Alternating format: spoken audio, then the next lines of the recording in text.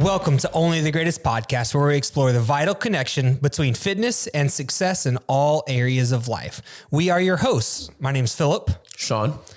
And our goal is to help you become the greatest version of yourself. This show is brought to you by our one and only sponsor, which is ourself, OTG Fitness. OTG Fitness is a private personal training gym on the south side of Houston in Webster, Texas. You can learn more by visiting otgfitness.com, or you can search OTG Fitness on any social media platform. This show is brought to you. You're supposed to do the second one. I did. Did you? Yeah. Oh, man. See, you found me out. So you put the shades on so nobody can see. Yeah, man. I was trying to hide from everybody. Man. If you happen to find any value in this show, all we ask is that you leave a quick review and mention specifically what helped you out. If you're listening on YouTube, be sure to like, subscribe, and share with anyone you think needs to hear this. We're just a couple guys here that found life-changing benefits from fitness, and we want to share that with the world. Every single like, mention, and review really does help us out so much. Help us grow this show, and everything everything OTG is about by sharing with somebody today. Bro, you need some... Shawn, man, I was just messing me up here, you know? Bro, you need the shades, man. I guess That's so. what it is. I was thinking about how good the intros have been recently. Yeah. And then you put the shades on, kind of threw me off. Yeah. You know, and I think we still brought it home, man. Yeah. I think we still brought it home. Yeah. Well, Daryl's not here today. There's only two hosts today. Yes, sir. But Daryl is out of town for a couple weeks. If you didn't know, Daryl actually works full time here at locally here in the South Houston, and he comes to the podcast straight from work, usually in the evenings, but he is out of town actually for a couple weeks. So he won't be here this week or next week, but Shawn and I are going to hold it down. We got some good stuff coming your way. And today we're going to be talking about the role of momentum. And this was actually something that Shawn has a story that he's going to share with us in just a second that kind of started this whole thing. But what I wanted to lead with was just the definition of momentum. And today we're going to be talking about why it's so important, why building momentum is so important in your fitness journey. And I thought that, again, a nice way to start this would be just to share with everyone the actual definition of the word momentum, because it's maybe a word that we hear a lot. Mm-hmm. But do we really know, like, deep down what it means? So that's something that I'll do. If there's a word that I really like or I like to use often, I'll just go check the definition to make sure that, one, I'm using it correctly, and then I'm getting a full understanding of this word. And when I looked up momentum to find the definition, the first definition in Merriam-Webster actually speaks of a body of mass.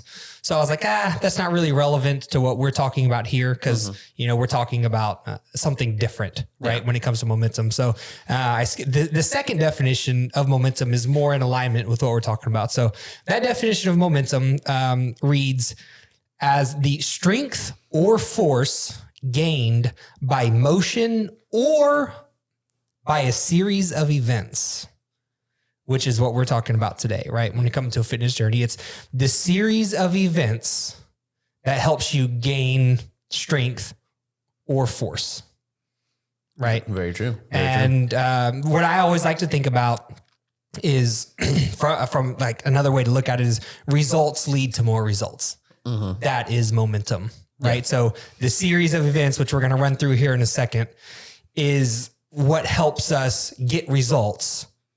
And those results lead to more results because of momentum. Very true. Right? Very true. And that can be related to the gym, like whether you're talking lifting weights, showing up, which we're going to talk about all these things in a second. It can also be related to your food, but it's anything that leads to a result is the series of events that we're talking about. So, Shawn, why don't you kind of share with us that story that you told me earlier? We're not to use any names or anything. Yeah. But kind of what started this? Yeah, I'm just use some fake names. Like, so, what? What are you thinking? I don't know, man. I'll just kind of make them up on the fly. So the other day, I was working out with my buddy Billy. We're just hanging out at the gym. We're hitting chest, and we actually he asked me. He's like, "Hey, man, did crap. Did Alfalfa hit you up, man? Did Alfalfa? And I was like, Alfalfa, yeah, man. We did have a buddy that we worked out with. His name was Alfalfa, a real good guy. And he is probably like in his mid-30s. He hit me up on Instagram. He had seen me posting more and more about going to the gym. And he's like, hey, let's catch a lift together. So we did it really, really well. So it was me, Billy, and Alfalfa all working out. It was a good time, but we hadn't heard from him since. So I was like, man, it's, I think that it's not even good. It's not just good to go to the gym because, of course, we all know that. That's why we're here and we're talking about, fitness weekend, day in, day out, But it's like, especially in your mid-30s, it's just tougher. Once you're off the train and you don't go as often, it's harder the older you get back in that rhythm or start the rhythm even to, get back on like a fitness journey. And so, we're just kind of talking about how important it is to kind of build that momentum, coming more often and make it a part of your daily thing and not just kind of like this fleeting, resolution. Man, the New Year's resolution, let's get fit and lose all this weight. And then you're on it for like a month or two and then you just kind of forget all about it. And, I was saying that, someone like Alfalfa should definitely try to focus in on making it into more of a lifestyle thing where it's like, what I compared it to pretty heavily was like drinking culture, going out with your friends every weekend. If you're the guy that every weekend, every Thursday, you're at the bar hanging out with friends and it's almost abnormal for you not to come. It's like, oh man, Shawn didn't show up. Where is he at? He's always drinking Blue Moons and whatnot. Where's Blue Moon Shawn at? What's going on here? But then, so I think that you need to build that same relationship and momentum with going to the gym and, taking control of your fitness. You don't really want to be, you want to make it to where you feel bad for not going to the gym. It's like, oh man, I missed the gym today. What's going on? I need to figure out a way to get that time in, that run or that lift or whatever. So yeah, it sounds like what you're saying is that you use momentum to get to that point. And then once you're in that point, then it's like the standard. Yeah, exactly. Right? Exactly. Yeah. Once you start going, you just kind of build your momentum up and you just kind of... And what happened to Alfalfa here is he broke that series of events. Yeah, after the first time. Or maybe there was only one. There was only one event. Exactly. Yeah, exactly, okay. Man. Hopefully we can get Alfalfa back in there with us. But I mean, it's just... It also comes down to what you really want to do too. If you really, really want to do it, if you really want to take that charge, then you will. Some people... I feel like there's too many people that wait until they go to the doctor and they tell them, hey, we're going to have to like amputate your foot unless you lose like 20 or 30 pounds. And it's just like, of course, but yeah, I mean, that's fair. And I think that's a good point too, because the first thing that we're going to look at here when we talk about what this series of events are is the awareness that something needs to happen, right? Yeah. Change needs to be made. Right. And let's be honest, before momentum ever plays a factor in this as a variable, I guess, you have to actually want it enough to start. Yeah. So momentum is kind of useless until you actually start. So that awareness piece and actually starting is step one. And when you do that and you start showing up on a regular basis, even the days you don't want to. Yeah. Especially the days you don't want to. If you told yourself that you're going to do it and then you follow through, that is step one to that momentum starting to build. But you have to decide first that this is what you want. Little sidebar. And I was going to bring this up earlier and I totally forgot until just now, but I was watching a TikTok video and the guy was pointing people to go into the gym more and more often. He's like, man, if there's anyone that's feeling like, less self-confident, they feel like they're just kind of like, they're kind of lost in the, in life as they're going about it. He was like, man, I always point them to go into the gym and fitness because it's very rare that there's something that you can do every day and just stack small wins, that momentum base just kind of stacks and stacks and stacks. You go to the gym and it's like, all right, cool. I'm gonna hit this PR or I'm gonna go and I'm gonna actually wake up early, go to the gym or just get my workout. And it's like, not too many things in life where you can just go and stack that win and, it can roll over into other things. Yeah. And on that note, I think it's very important to understand and notice what those wins are. Because this is something that we deal with clients a lot, right? They're like, I'm not really getting results, and they're not feeling that momentum. It's just because they didn't even realize that they bench pressed more today than they did 2 weeks ago, or that they're squatting deeper, or that they're doing more sets, more reps. Yeah, right? There's improvements being made. I was talking to a client this morning, and he was talking about how he no longer wakes up in the middle of the night because of a lot of times people that lack movement, they get like numbness in their leg, like a lack of blood flow, or there's various reasons this can happen. But I was talking to him this morning, and he mentioned that since he's been working out regularly, he actually sleeps through the night, and his leg, the leg pain and numbness is not waking him up in the middle of the night anymore. So recognizing that as a win is very important, because I think what a lot of people do, and I completely understand, most people don't love to work out that much. I get it. It makes complete sense. It's hard. Totally fair. It's out of the way. You're having to not do something else that you really want to do because of this thing. I get it.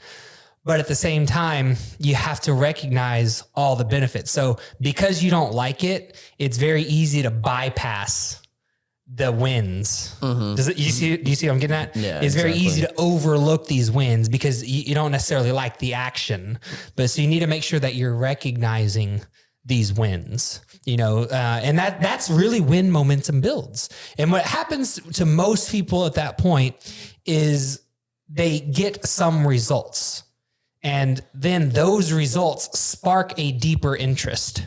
Like, to stay on track with this client that I was talking to this morning, this is one of our most committed people that we have.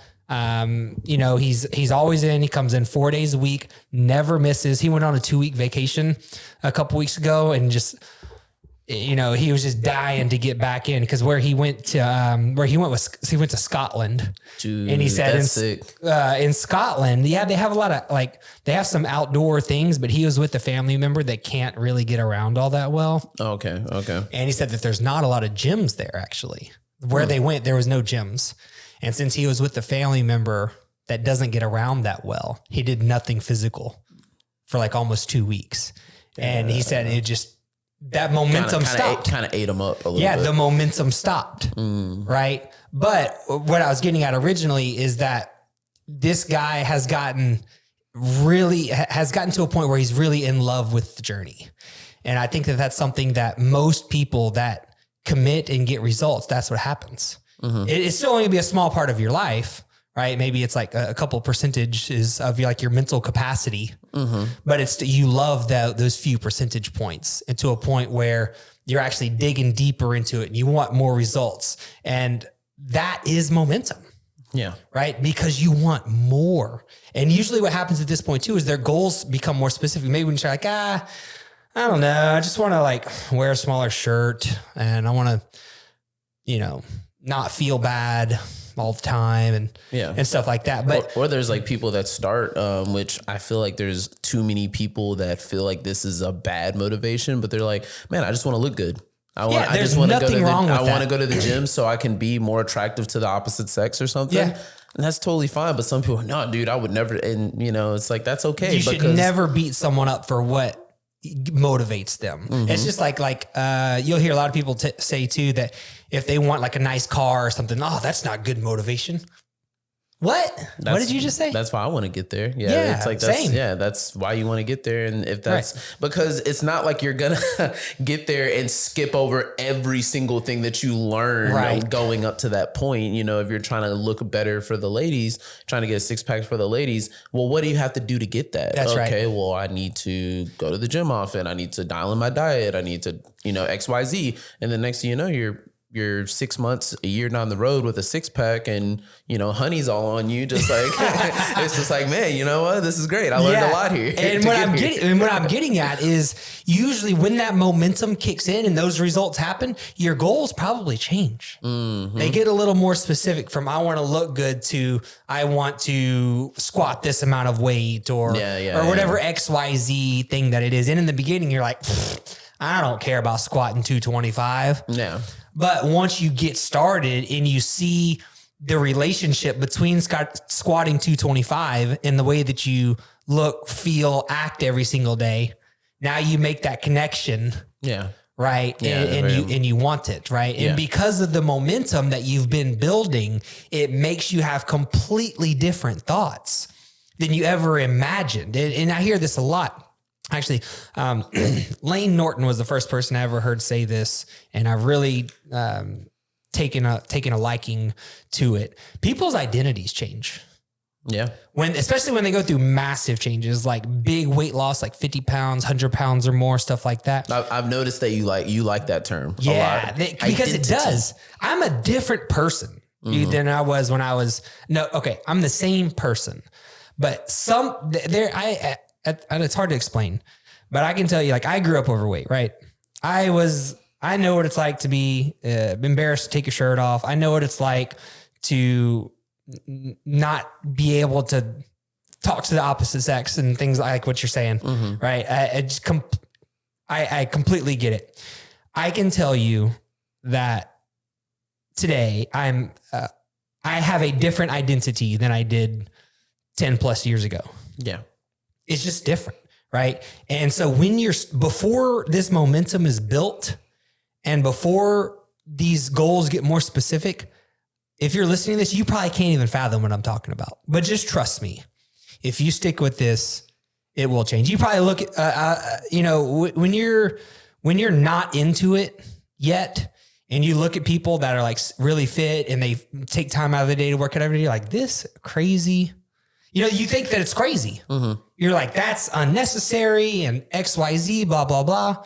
But then you see it all the time. People that go through massive changes, they become that person. Yeah, I would see that. I used to even think, like I was looking on someone's page a long time ago, and she said, someone asked her, how often do you work out? Well, I work out 6 days a week. And in my head at the time, I was blown away. I was like, 6 days a week? That's insane, But it's like, once you build the momentum, start doing it more, it's like, man, this, 3 day a week, this ain't cutting it. Because you're a different person, your mind opens up to the possibility of working out 6 days a week. Yeah. Because when you're at zero, when you're like, dude, I'm so busy, I have no time, there's no way I'm going to make it.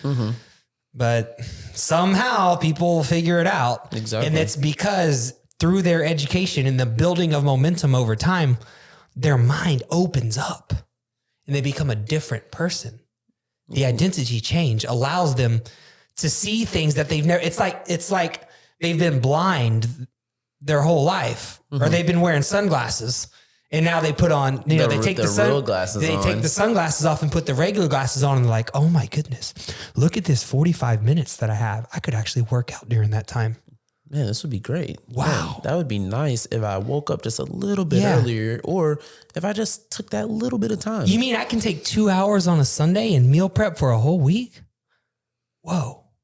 That seemed impossible 3 months ago, but it's not impossible. You just have to build the momentum, which will allow you to open your mind to these things that will change your life. And that's kind of what we're talking about here. We want to use that momentum to move forward in a way that allows your life to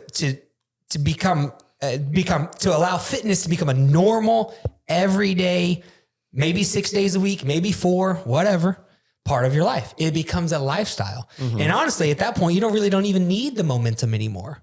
It's kind of established. Now, if your goals change over time, maybe you want to go through a strength phase, maybe you want to tighten up for summer, you want to lose a couple pounds, or you training for a run or something. Yeah, for sure. That's a great example. Like, dude, if you would have asked me, I guess I have been running over a year now, almost a year and a half, but if you would have asked me 2 years ago, like, hey man, you want to go for a run? And you were at that point a very physically fit guy, but you would never even imagine. Never consider it. You didn't identify as a runner at the time. No way. Yeah. That's a great point. Daryl texted me one day. He's like, hey man, I went for a run. I went 5 miles. What you got? And I was like, well, shit, I better go. And I became a runner. You know, and I'm not going to lie, dude, it was tough in the beginning. I remember the first time I went for a run, I left the gym and I went down the neighborhood behind the gym, Edgewater, and I kind of went down in there, and Daryl had gone, I forget, to be honest, I don't remember. I think it was more like 3.5. And I was like, well, I got to get at least 4. right? Man, build them up and chop them down, man. Yeah, I think he went like half a mile or something like that. I don't know. I really don't. I think it was 3.5. I don't remember exactly. But anyways, I went for a run and I got back into the gym. Dude, I couldn't walk. Yeah. At that time, I lived in this townhouse over in League City, and my bedroom was upstairs, you know? Oh, shit. And dude, I barely made it up the stairs that night. Really? Yep. Yeah. But I was like, hey, I think, this was hard. I think this is what I want to try. We started talking about the running a marathon thing. So I built, and here we are now, dude. I can bust out 5 miles. Pretty, you know? I'm not going to say it's easy, right? But you can do it with a relative ease compared to when you first did it. And 100%. Yeah, because I used momentum over time, and now it's a regular everyday something that I do. A minimum 3 usually, and sometimes 4 days a week. Yeah. It's like one of those things like is as cheesy as it kind of sounds. It's like what doesn't kill you makes you stronger type thing. Yep. It's like if you're not dead after it, it's like, man, it's usually pretty interesting to be like, man, I got that far and I never run. And I just ran 5 miles. It hurt bad. And I'm like kind of my next day is kind of screwed up.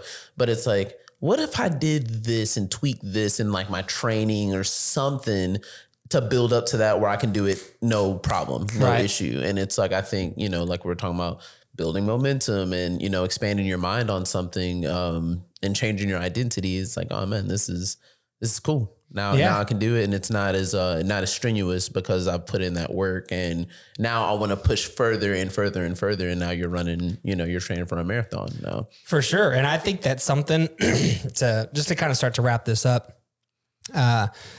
I look back on when I started in the momentum that I kind of built with my first losing weight. And if you're listening to this and you never heard me say this before, when I lost weight, I didn't exercise at all. It was all just nutrition based, portion control. I didn't know what carbs were or protein, right? Just a little portion control. And then I've learned over time, how to do it better and stuff.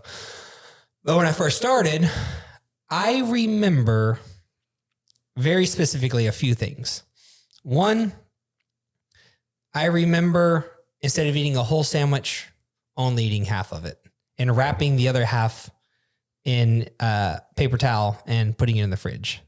And then I would, instead of taking the whole bag of potato chips to the couch, I would just grab a handful and put it on a plate with my half a sandwich. Mm-hmm. Right. And I remember doing that very clearly. And that was step one to me getting some results. Right. The next thing that I remember very clearly was the first time someone asked if I'd lost weight. I remember I used to work at the dog track. Okay. Work at the dog track. There was a guy there, super nice guy. His name, and I'll use his name. It's a very generic name. His name was Marcus. I remember very clearly. Marcus was like, Phil, man, you losing some weight? It wasn't like Bartholomew or nothing. No, it wasn't. What's Alfalfa? What's his name? What's his friend's name in Little Rascals? Spanky. Well, but no, his name was Marcus. I remember very clearly. And this is, oh man, I graduated high school in 2009. So this is probably like 2010, maybe 2011. Mm-hmm. And I was at work at the dog track. And he was like, yeah, man, I can see it in your neck. And I was like, whoa, rocket ship from that day, dude. I'm serious. Really? Yeah. I tell people all the time that the most motivating thing is results. And the second most motivating thing is when other people tell you about them. Yeah. And that was the momentum builder for me. It definitely hits different when someone else notices and like, damn, man, you're slimming down a little bit. It's like, hey, don't worry about that, man. Yeah. But no, it is cool though. It feels great. It's very true. And that for me, and as bad as it sounds, I know going back to what you mentioned earlier, what is good motivation versus bad motivation? Well, that motivated the hell out of me. And I was off to the races from a weight loss perspective. And then, it was about 8 months later or so probably that I started actually working out. Because once again, I remember very specifically, my cousin told me that I didn't look very healthy because I was too skinny. I remember very clearly. Yeah. And I was like, oh, well, shit. How do I fix it? I was too fat. now I'm too skinny. I guess I'll start working out. Yeah. So I started going to Lowry Center. Mm-hmm. Yeah. They had like a yearly membership there. I do remember that. Yeah. And it was really cheap. It was really it's not cheap. very much, but it was right across the street from my house. I would actually jog there, work out. I think it was like $30 a year. I think it was 70. It was $70 a year, somewhere around there. Yeah. And I remember getting a workout plan from my friend who worked there. And it was just chest and back on Monday, arms on Wednesday. And that's bicep, tricep. Yeah. Straight. Yeah. Oh, okay. Shoulders and legs on Friday. And I did that for probably like a year. Not the best thing in the world, but I was doing something and I was building momentum during that time as I was learning. Mm-hmm. And as I learned what we said earlier, my goals became more specific. It went from, I just don't want to be unhealthy skinny to I wanted to look better, feel better, get stronger. And I remember another thing pretty clearly was there was a guy there. Now I don't remember this guy's name, but he was a senior, I think, when I was a freshman. And so he's like 3 or 4 years older than me.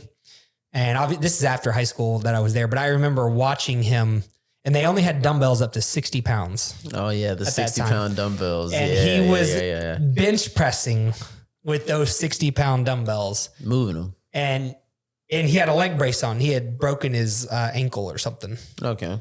And I remember his friend was spotting him because he could walk right on crutches, but he couldn't carry dumbbells. Yeah. So his friend handed him dumbbells, and he was bench pressing with the heaviest dumbbells in the gym.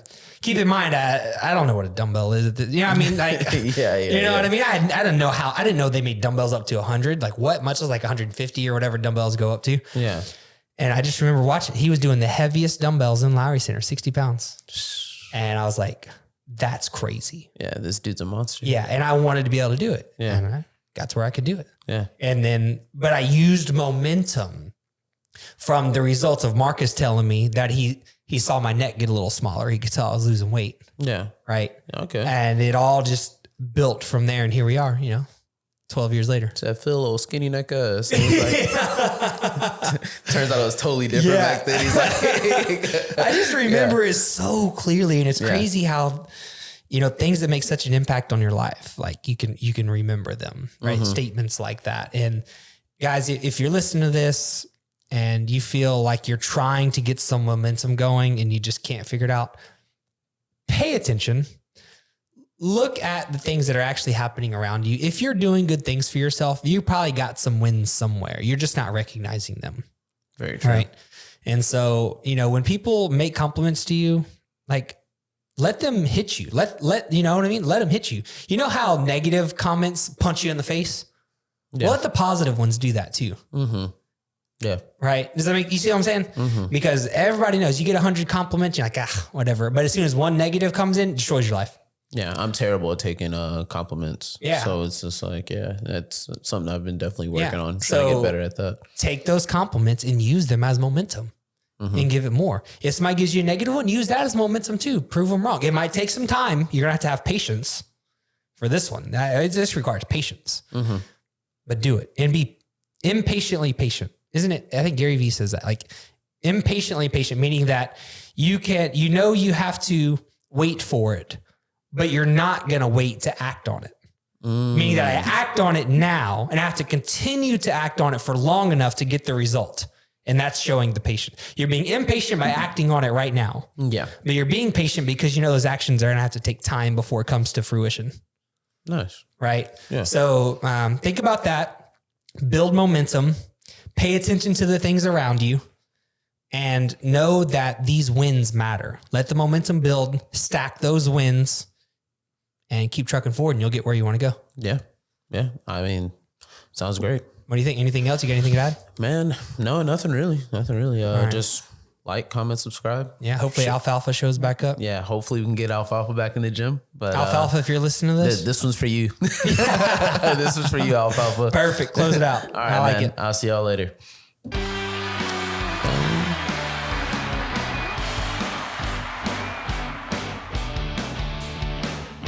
Nice. Very good. Alfalfa and Billy. Alfalfa and Billy, man.